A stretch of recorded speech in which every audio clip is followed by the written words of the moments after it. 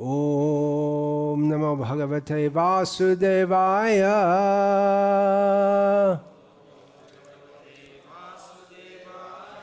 Om Namo Bhagavate Vasudevaya.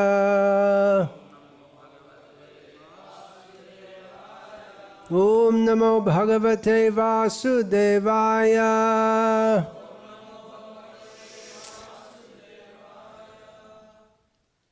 Om Ajnanatimirandhasya Jnananjana Shalakaya Chakshurinmilitam Yena Tasmai Shri Gurave Namaha.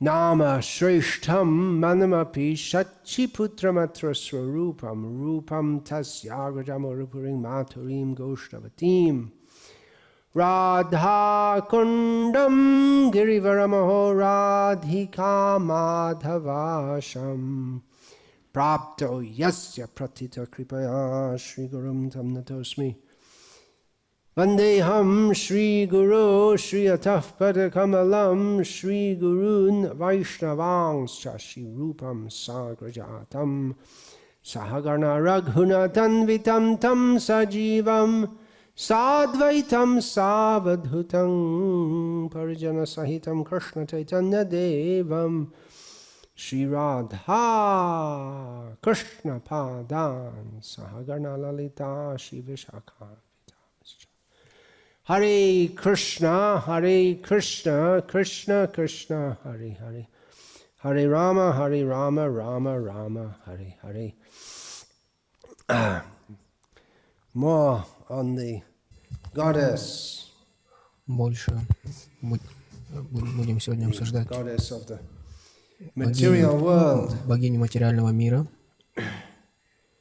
Whether worshipped in one of the shakti-питхи, the specific places места, особые места, шакти-питхи, где упали различные части тела Сати и различные. Они не обращаются как Дурге, они думают также о богине, как о деревне, которая защищает их. Так или иначе, в любой форме к ней обращаются как матери. С мыслью о том, что мать очень милостива,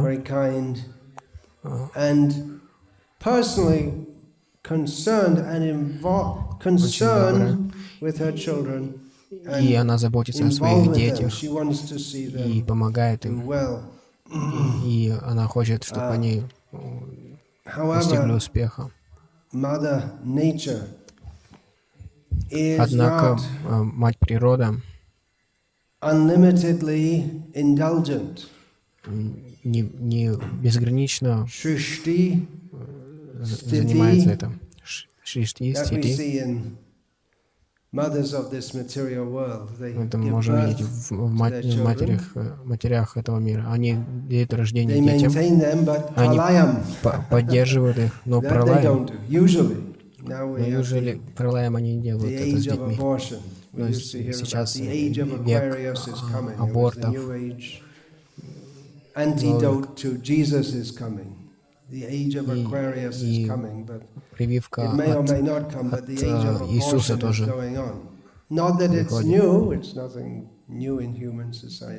Это не что-то новое в современном обществе. Но эти аборты, они сейчас поставлены на конвейер.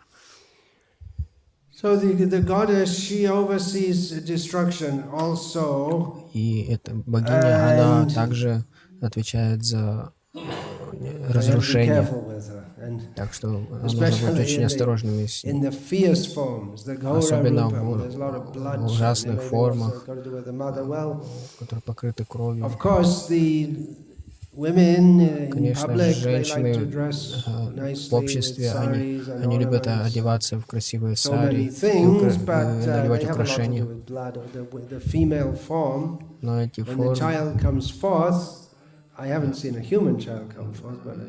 Но когда, например, рождается ребенок, Я видел, как, например, коровы рождаются, и собаки дают рождение. Очень много крови.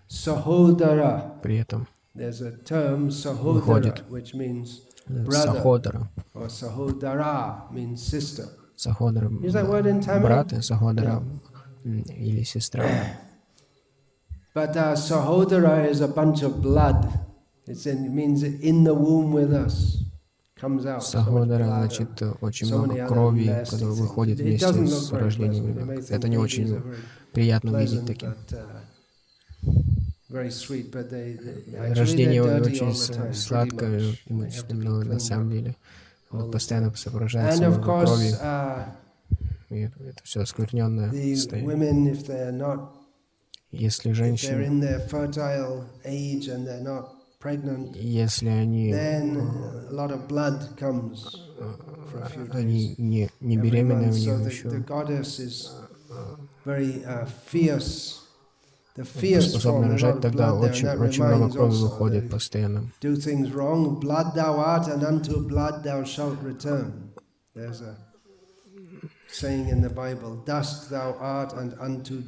Есть высказывание в Библии: если вы принимаете тело за свое «я», и тело состоит из материальных элементов, бурговых элементов, и после смерти эти элементы сливаются с природой. Мы рождены в крови. Coal is or was the lifeblood of the Dhanbad economy. I don't know if it still is. Probably is. Dhanbad, Asansol, on the border of Bihar and so you can say it's границе Бихар. So it's the lifeblood of the economy. In other words, if you take that out, then there's no life left. Уголь. So blood is associated это кровь with life. I'd give my blood for you. Это на нем бежит, развивается экономика. То есть кровь — это жизнь. If you go through many struggles and difficulties, blood. So these sayings are there. So несколько высказываний. This body is full of blood, and then это if we тело, don't become это Krishna кровь. conscious, then again we'll go to another blood body. Or maybe even worse, a plant Если мы не развиваем сознание Кришны, тогда мы отправляемся жить в другом теле, состоящего из крови. Это шакти-питхи, это места ужасные, богини, ужасающие богини. Не все формы, как я говорил, ужасающие. Чайтанья Махапрабху, говорится, он посетил несколько шакти-питхи. Очень много мест, на самом деле, шакти-питхи, но несколько он посетил по пути в Каньякумари и Мадурае. В тех местах богини, они не проявляются в ужасной форме. Она там находится в форме, описанной в Лалита Сахасранаме. Красивая форма, очень мягкая. Обычно боги изображаются, они слегка улыбаются на картинах. Но они, конечно, они не мягкие. Они руководят этим миром, поэтому управляют этим миром, поэтому люди поклоняются, чтобы получить что-то. Так или иначе, Чайтанья Махапрабху посетил несколько форм. Это показывает нам то, что мы тоже можем, последователи Чайтаньи Махапрабху тоже могут посещать.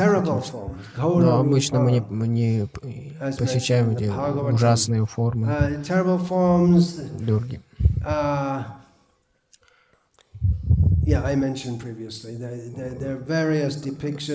Различные изображения, различных форм в различных местах. Гирлянда из черепов — это обычная вещь. Очень краснющая кровь. Она обычно держит также отрубленную голову.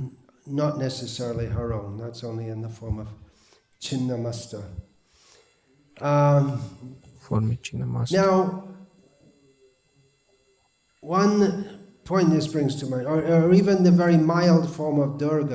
Даже улыбающаяся Дурга с улыбкой. У нее все же все оружие в руках, и она готова отрубить голову демону. Опасная женщина, без сомнения.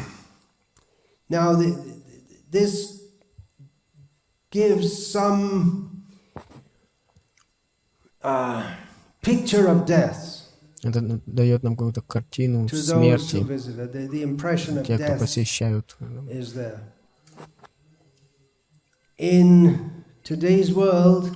В современном мире мы не видим смерть много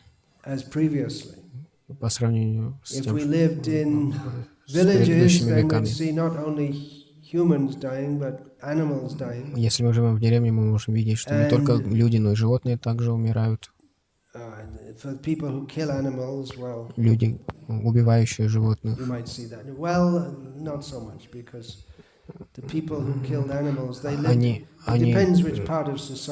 В зависимости, конечно, в каком обществе мы живем.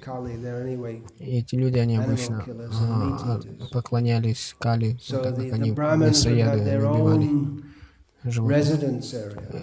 И браманы жили отдельно, кшатрии и вайши, у них отдельные места для жительства.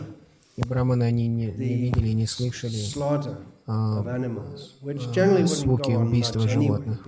В любом случае, это не так много было в таких больших масштабах. Перед тем, как начался агробизнес или бизнес скотобойни.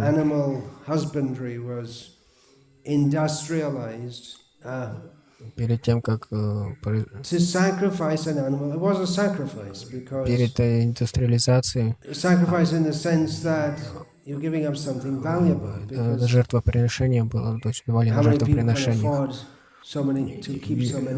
Люди не могли себе... Это также было... Жертвоприношение значит приносить в дар.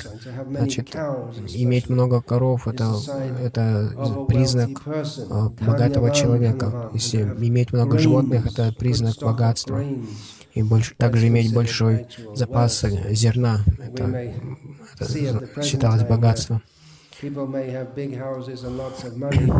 в наши времена мы можем видеть, у людей много денег, большие дома, но если у них нет запаса еды, тогда это очень трудная ситуация. Тогда как у деревенских жителей у них может быть немного денег, но у них имеется легкий доступ к еде.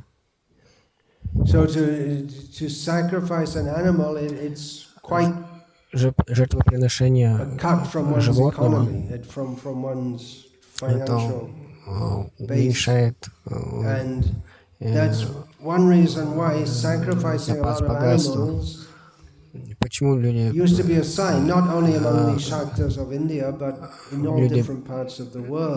совершали жертвоприношение животных?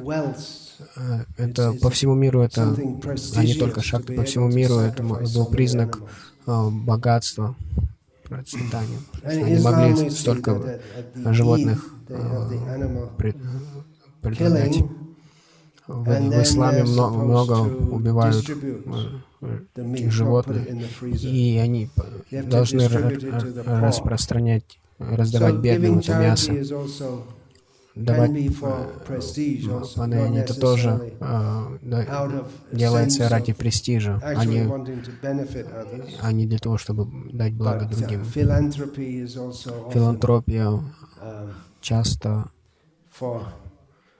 совершается для того, чтобы показать другим, какой я великий.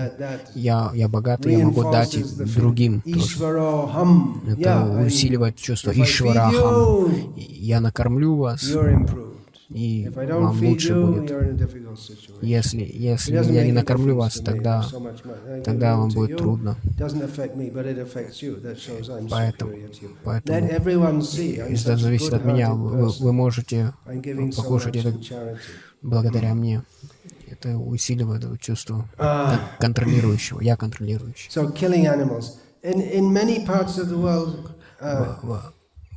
Во многих частях мира жертвоприношения были интегрированы в религию. В Индии сейчас это везде остановилось, но мясоедение усилилось. Почему? Из-за скотобоя. И они едят мясо, и они говорят, вы не должны совершать жертвоприношение животных. Но они все же едят мясо. И если бы они следовали наставлениям шастры, эти наставления они предназначены для того, чтобы подавить огромное количество мясоедения.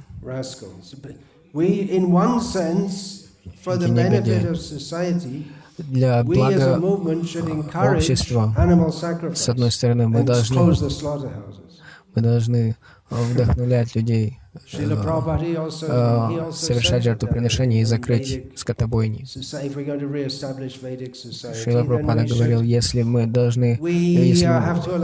установим ведическое общество, тогда мы должны будем разрешить мясоедение. И он говорил, на наши фермы каждый может прийти и работать. И что они делают, пусть они делают, но они будут получать общение преданных. Пусть они работают, и потихоньку они очистятся. Я видел по всему миру грубые, прожженные мясоеды. Они благодаря общению с преданными улучшились. Многие ученики Прабхупады уже практиковали вегетарианство перед тем, как присоединились к движению. Но не все. Один из моих духовных братьев, он был мясником. 2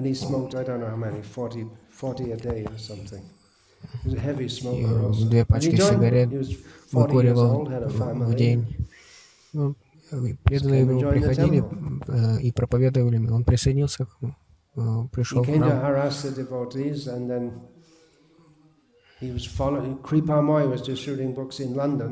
Крипамой Прабхупада распространял книги в Лондоне. И этот человек, он преследовал преданных. И так как он преследовал до храма, он пришел. И Прабхупада Вишну сказал, остановись, в чем твоя проблема? И он очень сильно его отчитал. И садись, вкуси прасад, и это изменило его жизнь. Эти чудеса существуют, они происходят. Мы должны написать книгу «Чудеса Кришны». Особенно на Западе, как люди приходят в сознание Кришны, это чудо просто. Как Кришна спасает жизни людей. Есть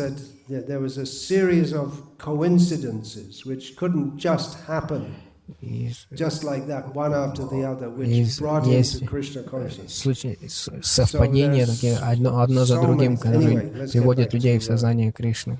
Ладно, давайте вернемся к шакти, смерти.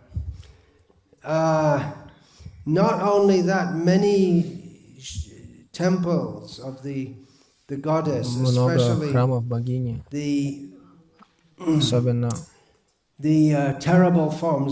ужасные формы, они находятся рядом с крематориями. Что было основано первым? Храмы или крематорий? Неважно, оба там. Это тоже приносит эту мысль о смерти. Что-то должно крутиться в нашей голове. Это смерть, да, мы должны поклоняться ей. И в конце концов мы умрем. Какая-то мысль о отречении должна пройти. Я говорил, что люди не видят смерть. Люди умирают дома, с большим, в кругу большой семьи. В наши дни скоро забирает человека, и там в госпитале он умирает.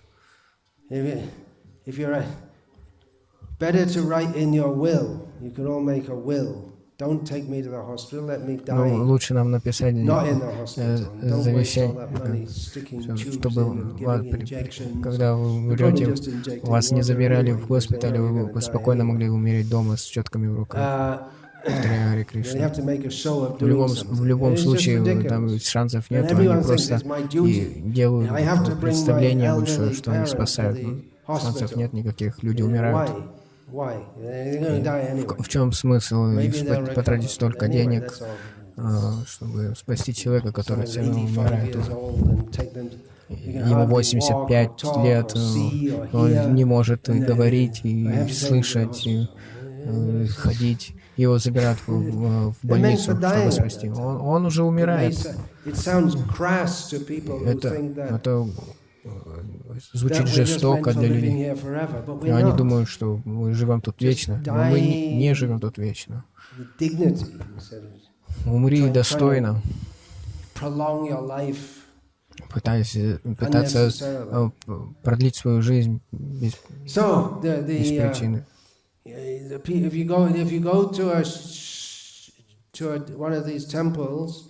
Если мы отправляемся в один из этих храмов, это не просто крематорий. Ну, скорее всего, кремация будет происходить там. И этот запах, этот дым будет идти. Мы будем вдыхать. Я помню, как кто-то умирает. Рам, Сати, всех, все повторяют.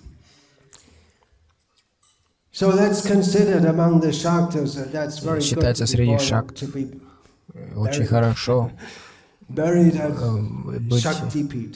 быть похороненным в шакти-питхи, чтобы в следующей жизни стать поклонником Кали, будто пролета. Мать дает рождение и со временем отрубает голову, лишает жизни и отправляет в другое утробо. Мы можем также найти некоторые самадхи, шакти-упасаны, те, кто поклоняются шакти с целью получить сиддхи.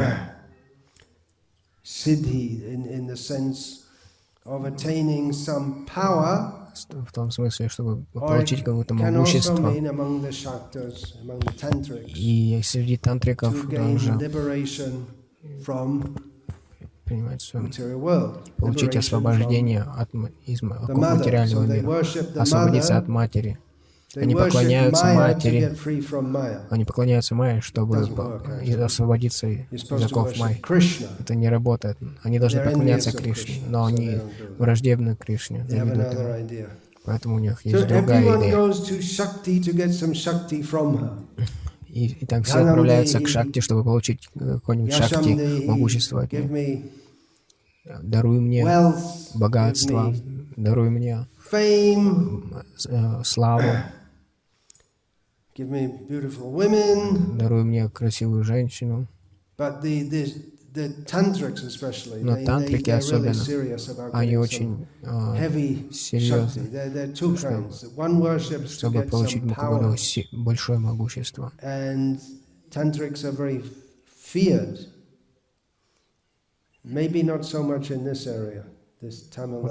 Может, в Тамилнаду не особо, так, но в Керале, Бенгале, Ассам, Ориса. И по всей Индии, столько тантриков. Их боятся, они могут сделать все, что угодно. Они могут захватить под контроль всю деревню с помощью их духов, призраков. Они могущество, которое они получают благодаря поклонению ужасающей форме материальной энергии.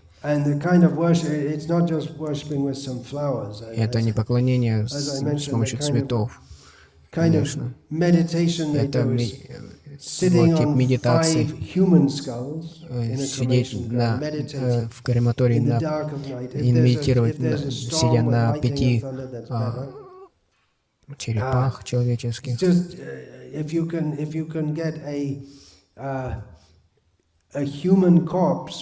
И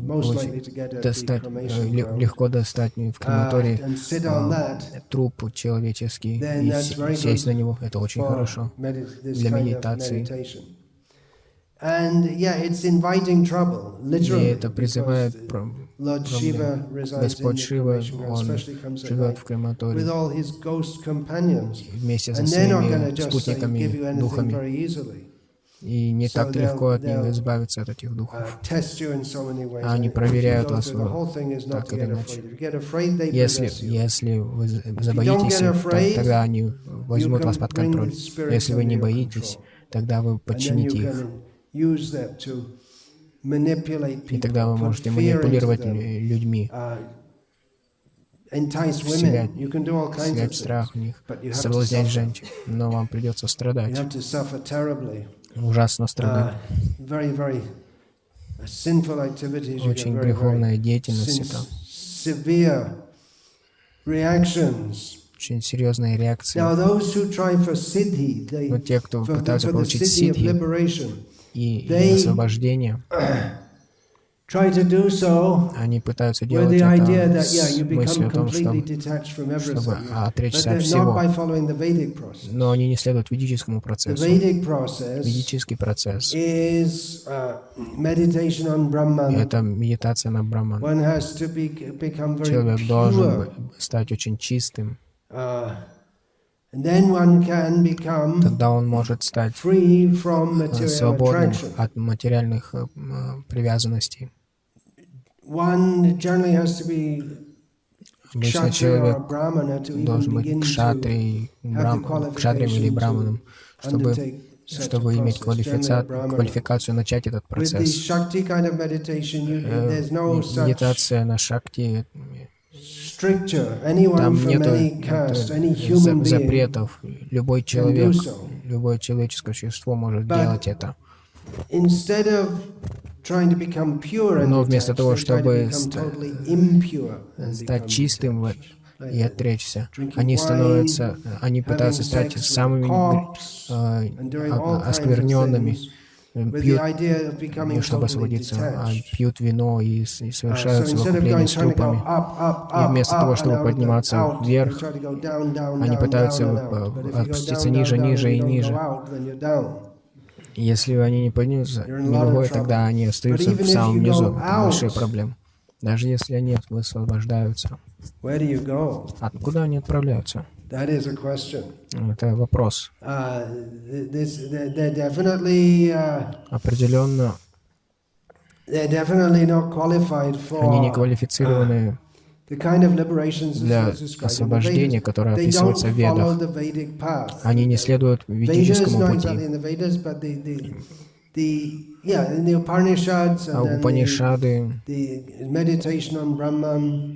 медитация на Брахман, Омкар, затем идет тантра, правое крыло. Но шакти следует левому крылу. committedly non-Vedic. Это Это с основания, самого основания не ведическое. Они берут концепцию из вед. У тантриков есть гуру. Они поклоняются божествам. Но они не следуют ведическому пути. Это очень опасный путь. Если вы не завершите этот путь за одну жизнь, тогда вам придется остаться в этом материальном мире, страдать за столько греховных, испытать сколько последствий греховных поступков. Арджуна говорит, что йоги, Арджуна спрашивает у Кришны, что станет с йоги, который не достиг успеха в этой жизни. Кришна отвечает, тот, кто совершил благочестивые поступки, он никогда не встречает плохой конец. Но тантрики, они целенаправленно направлены на неблагоприятные. Если они умирают, не закончив, тогда они застревают.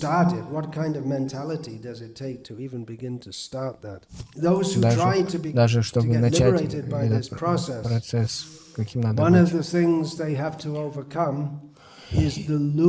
И также им нужно преодолеть соблазн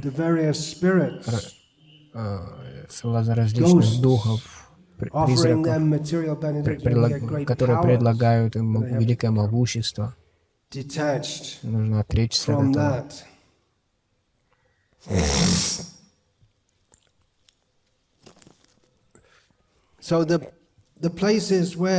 Места, где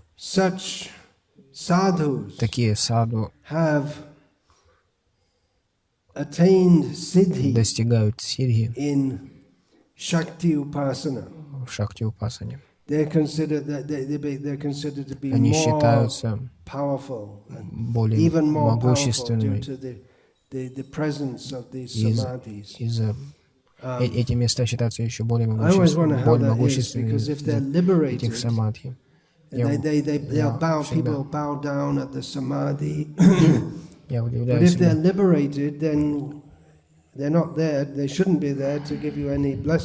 Если самадхи освобожденных людей, тогда как они люди получают благословение от кого, если его там нет? Если в вайшнавской культуре разрешается поклоняться самадхи, так как Кришна позволяет освобожденному, своему дорогому преданному находиться в самадхи и даровать благословение. Но и тогда, если тантрики получают освобождение и не сливаются в нирвану, тогда кто там находится, чтобы давать благословение? Так же, как и в буддизме. Если они достигают нирваны, тогда они сливаются с тем, они перестают существовать. Кто тогда дает благословение? И люди говорят, он здесь находится, чтобы давать благословение. Но тогда что он тут делает? Люди приходят и спрашивают.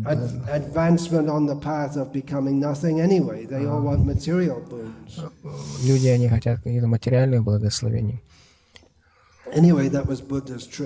Это был трик Будды, чтобы заставить их поклоняться ему.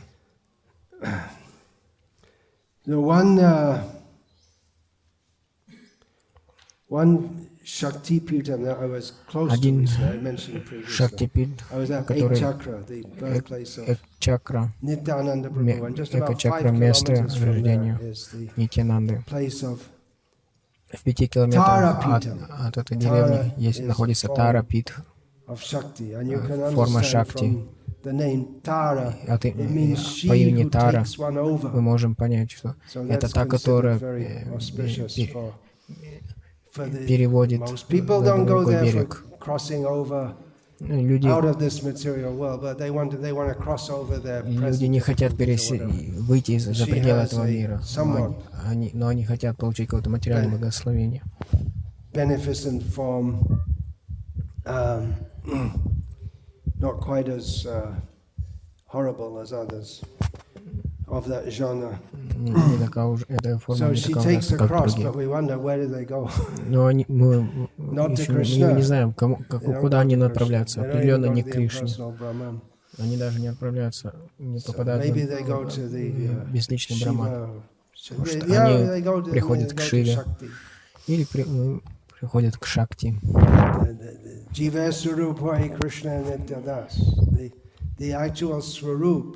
Истинная сварупа, вечная форма дживы, это вечный слуга Господа Кришны. Поклонение полубогам никогда не приведет человека к совершенству.